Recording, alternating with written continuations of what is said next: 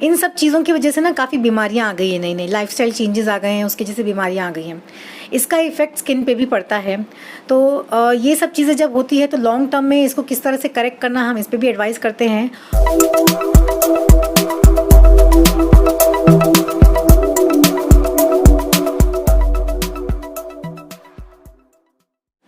Ma'am, सबसे पहले आपका नाम बताइए और जो स्किन की जो प्रॉब्लम होती है, आप जो स्पेशल डॉक्टर हैं इसके, उस बारे में पूरी डिटेल बताइए। जी, हमारा नाम डॉक्टर नाइला इश्तियाक है and I am a skin specialist. DNB degree ली है मैंने, पोस्ट ग्रेजुएट डिग्री है मेरी, साथ में एमएनएस भी है जो मैंने मुंबई से किया है, नानावटी हॉस्पिटल से। और मैं ज़्यादा वर्क करती हूँ कॉस्मेटोलॉजी और डर्मेटो सर्जरी की फील्ड्स में। और यहाँ औरंगाबाद में पिछले 12 साल से प्रैक्टिस कर रही हूँ, प्लस मैंने और 5 साल मुंबई और अहमदाबाद में भी प्रैक्टिस किया हुआ है।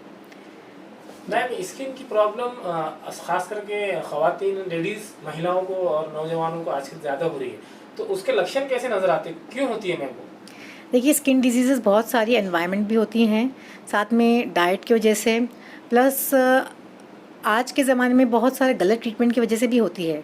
कई सारे लोग हम इनको क्लासीफाई कर सकते हैं जैसे कि इन्फेक्शन हो गया, या फिर इवन कॉस्मेटोलॉजी में सिंपल सी चीज़ अगर होती है जैसे कि एक्ने हुआ, तो इसको गलत ट्रीट करने से ज़्यादा नुकसान हो जाता है, और इन्फेक्शन भी गलत तरीके से ट्रीट होने से ये ज़्यादा बढ़ जाते हैं।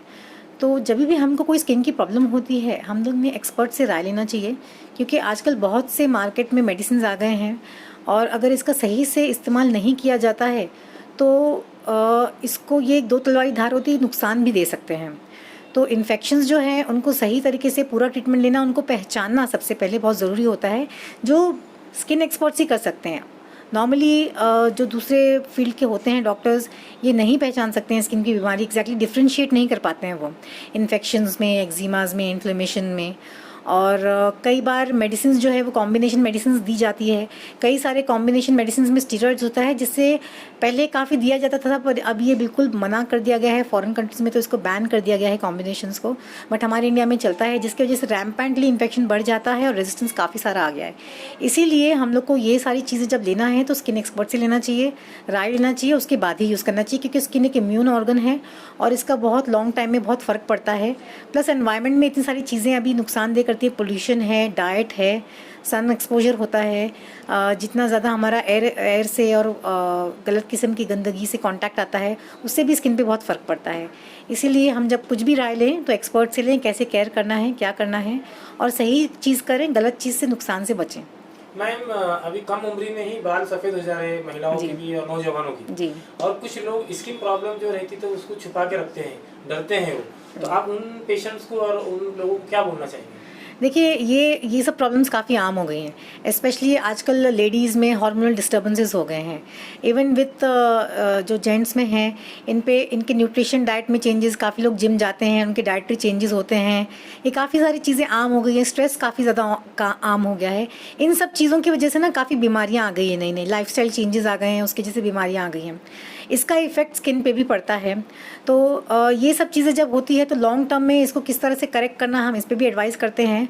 और ये सब बीमारियों का इलाज भी आजकल मेडिकल साइंस पे बहुत अच्छे मतलब रिसर्च हो गई है, इसलिए मॉलिक्यूलर लेवल पे इसकी मेडिसिन आ गई हैं, और इसको सही तरीके से इस्तेमाल करने पर काफ़ी अच्छे रिजल्ट्स भी आते हैं। प्लस काफ़ी क्लिनिकल प्रोसीजर्स भी आ गए हैं, जैसे कि इंजेक्शन थेरेपीज़ आ गई हैं, मशीन्स आ गई हैं, जिसकी मदद से इन सबको रिवर्स किया जा सकता है काफ़ी हद तक। इसलिए इसका जो सही इलाज होना चाहिए, ये अब एक्सपर्ट्स के हाथ में है, क्योंकि अब मशीन्स और नए मेडिसिन के जो नॉलेज होती है, ये अपग्रेडेड नॉलेज होती है, और इस पर अपग्रेडेड रहना ये एक्सपर्ट्स का भी काम होता है। यही लोग, जिन लोग के पास डिग्री होती है इस किस्म की, जब वो डर्मेटोलॉजी में स्पेशलाइज करते हैं, ये लोग इस चीज़ में अपग्रेड होते हैं। तो इसका काफ़ी वाइड रेंज ऑफ ट्रीटमेंट अब अवेलेबल है।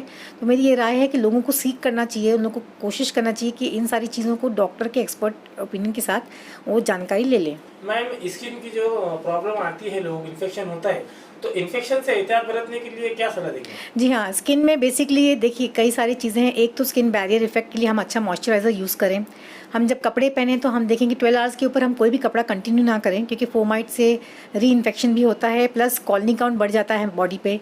बॉडी हाइजीन अच्छा मेंटेन करें। आजकल बहुत सारे सिंथेटिक कपड़े निकल गए हैं, इनको अवॉइड करें। कुदरती तौर पे यानी कॉटन क्लोथ्स, सिल्क क्लोथ्स पहनिए, इससे इन्फेक्शन मिनिमम रहता है। कहीं भी आप जा रहे हैं तो हाइजीन स्टेटस अच्छा मेंटेन कीजिए। टॉयलेट बाथरूम्स अगर यूज़ कर रहे हैं तो अच्छी जगह यूज़ कीजिए, या फिर अपने घरों पे आके यूज़ कीजिए। साथ ही में अच्छा रोज़ का एक नहाना, क्लीन रखना, अपने आप को ड्राई रखना, ड्राई सीजन में मॉइस्चराइज करना, और वेट सीजन में अपनी आपकी स्किन को इस तरह रखना कि ज़्यादा हम स्वेटिंग वाले अगर कपड़े ऐसे पहन रहे हैं जिसमें स्वेट अब्जॉर्ब नहीं हो रहा है तो उसे चेंज करना, और रेगुलर बेसिस पे हमको 8 to 12 आवर्स में हमारे सारे कपड़े चेंज करना। ये कॉमन चीज़ें हैं, अगर हम इन पर ध्यान देंगे तो हाइजीन काफ़ी अच्छे से मेंटेन हो जाता है और इन्फेक्शंस कम होते हैं। मैम, किसी पेशेंट को ये आजार लक्षण नजर आते हैं तो उसको खान पान में क्या एहतियात बरतनी चाहिए? देखिए, ज़्यादातर केसेस में पानी का इंटेक बहुत कम होता है। स्किन इज़ एन ऑर्गन जहाँ पे बहुत सारा पानी लगता है। अगर आप पानी की मात्रा अच्छी रहेगी, कम से कम दिन में 3 लीटर, कोई भी एडल्ट को जिसको 60-70 kg वेट हो सकता है, अगर 3 लीटर वो पानी पिए तो जनरली स्किन इन्फेक्शंस में ये काफ़ी हेल्प करता है। वो ड्राई नहीं होती है उसमें, और उसके टॉक्सिन्स फ्लश आउट हो जाते हैं। सेकेंडली, डायबिटिक पेशेंट्स अगर हों तो उन डायबिटिक नहीं भी हों या अगर वेट गेन के हायर साइड पे हों तो ऐसे पेशेंट्स को ऐसा खाना खाना चाहिए जो जीआई इंडेक्स कम रहता है, जिसमें ब्लड शुगर रेगुलेटेड होता है, मेंटेन होता है। तो डाइट पे बहुत ध्यान देना चाहिए, पानी अच्छा पीना चाहिए, और अच्छे प्रोडक्ट्स यूज़ करना चाहिए। अगर स्किन पे यूज़ कर रहे हैं, अगर मॉइस्चराइजर यूज़ कर रहे हैं या सनस्क्रीन यूज़ कर रहे हैं, ऐसे ना यूज़ करें जिसको आप एडवर्टाइजमेंट देखकर यूज़ कर रहे हैं, जिससे ज़्यादा नुकसान हो जाता है आपका, या फिर गलत राय पे या किसी दोस्त या किसी और ने राय दे दिया, इस पर मत यूज़ कीजिए, इस पर ज़्यादा नुकसान हो सकता है आपका।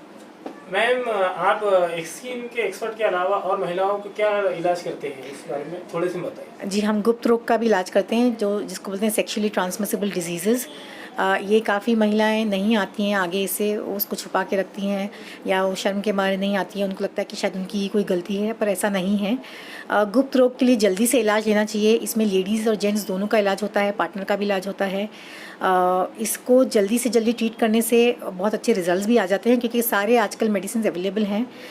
उसके अलावा हम लोग बालों का, नाखूनों का, इसका भी ट्रीटमेंट करते हैं। और डर्मेटो सर्जरीज़ भी काफ़ी होती हैं, जहाँ पे कोई गांठ वगैरह हो, अगर निकालना हो तो उसका इलाज सही से हो जाता है मशीन से आजकल। मैम, आपसे मिलना है किसी पेशेंट को जी। तो आपका टाइमिंग वगैरह बताइए और हॉस्पिटल का एड्रेस पूरा बता दीजिए और आपका नाम भी बता दीजिए। जी, अगर यहाँ पर रेगुलर ओपीडी चलती है शाम को 6 से 8 के बीच में, वेडनेसडेज और सैटरडेज़ को, और दिन में अगर हमको मिलना है मंडे टू फ्राइडे के बीच में तो हम 12 to 3 अपॉइंटमेंट के साथ मिलते हैं। पैसिफिक हॉस्पिटल ये दिल्ली गेट के करीब है, हिमायत बाग के ऑपोजिट है। और मेरी यहाँ पे फर्स्ट फ्लोर पे ओपीडी रहती है। डॉक्टर नाइला इश्तियाक मेरा नाम है। या तो हॉस्पिटल में आके अपॉइंटमेंट ले सकते हैं, या फिर नंबर लेकर पैसिफिक हॉस्पिटल का ऑनलाइन भी मिल जाता है, कॉन्टैक्ट करके अपॉइंटमेंट लेके आ सकते हैं मिलने के लिए। आपका नंबर बता दीजिए। जी, 837-885-8899।